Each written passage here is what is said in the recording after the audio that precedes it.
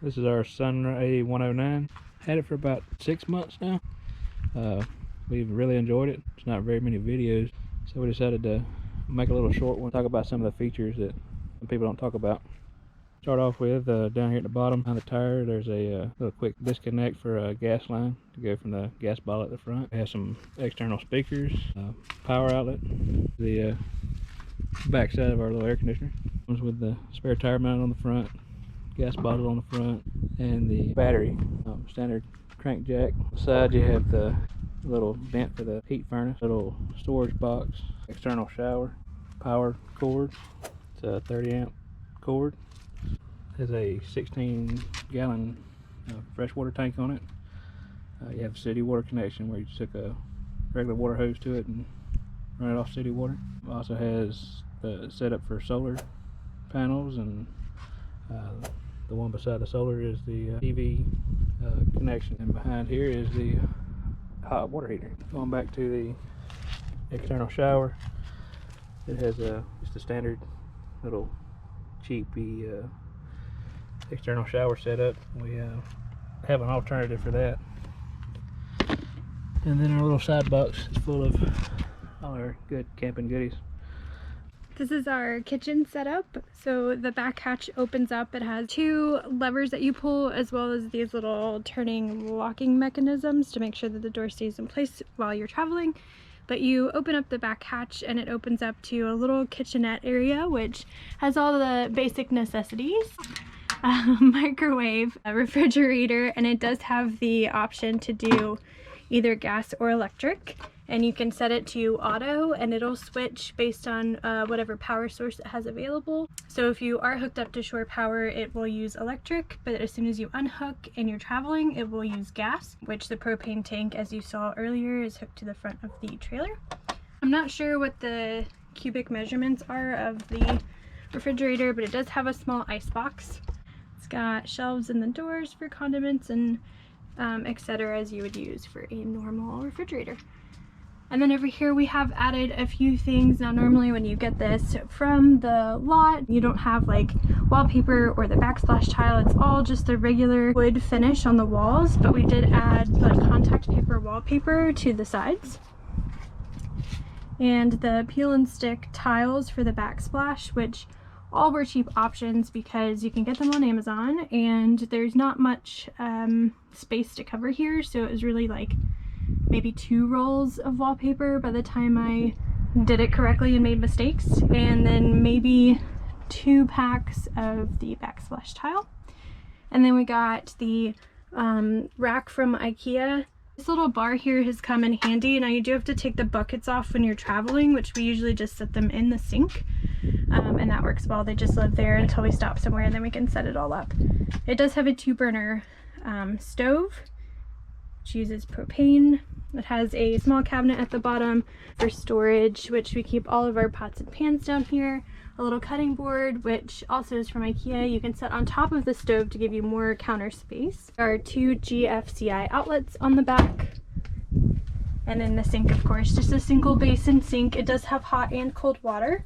Normally it's just a regular faucet, but because we don't enjoy the outdoor shower setup and the lack of like being able to turn on and off the water, we got this additional hookup for our sink that goes to a handheld shower that has its own on-off mechanism. So once you get the temperature set right for the water, you can turn it off instead of wasting water.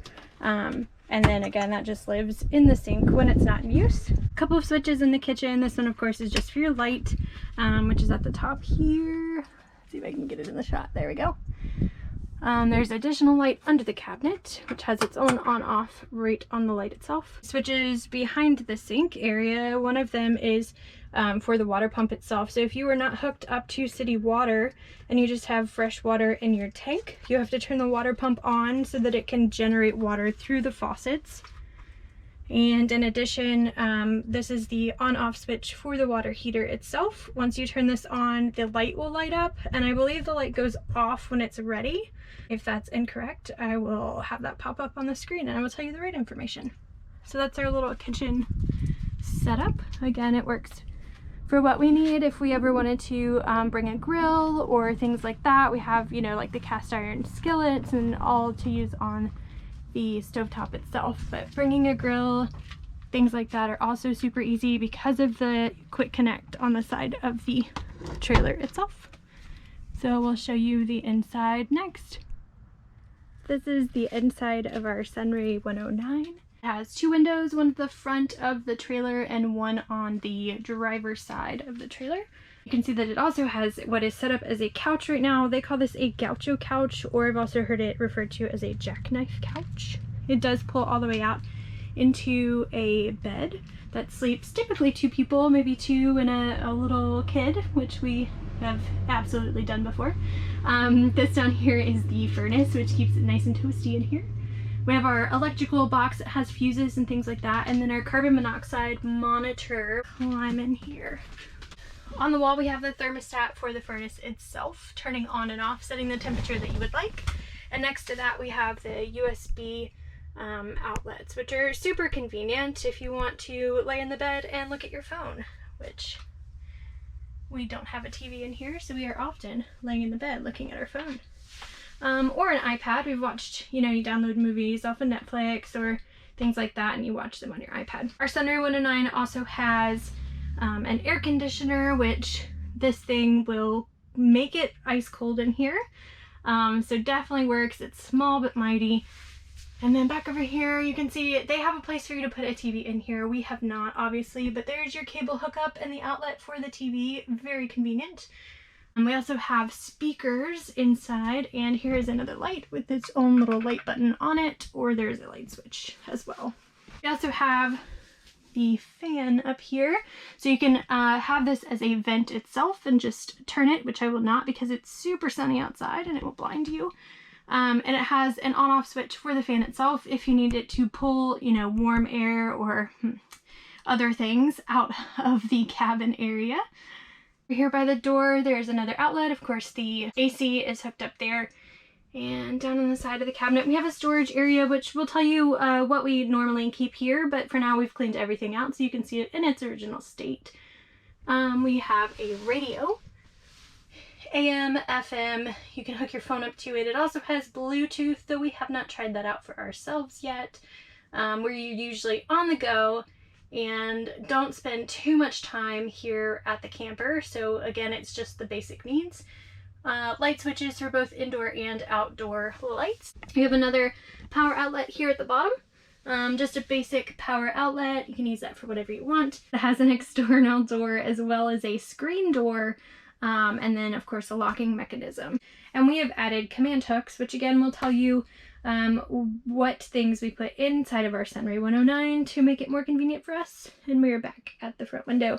These windows do have blinds.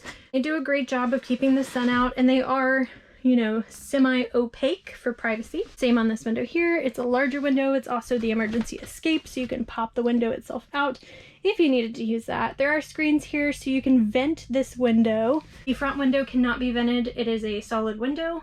Great for views. Not great for much of anything else. A lot of the Sunray 109s, at least the 2020 versions that we saw out on our lot, were very retro inside, so you have this kind of 1950s upholstery option. Our gaucho couch is like that as well, which is cute, but one day I might reupholster it. So I'm gonna jump out here really quick and we'll pull this couch out into a bed so you can see, well, what that looks like.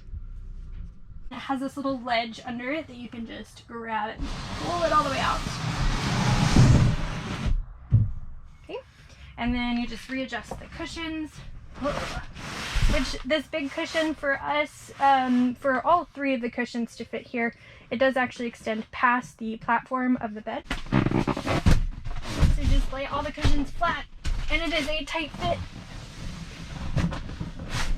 We of course normally put a fitted sheet on this to keep everything nice and tidy and clean. There we go.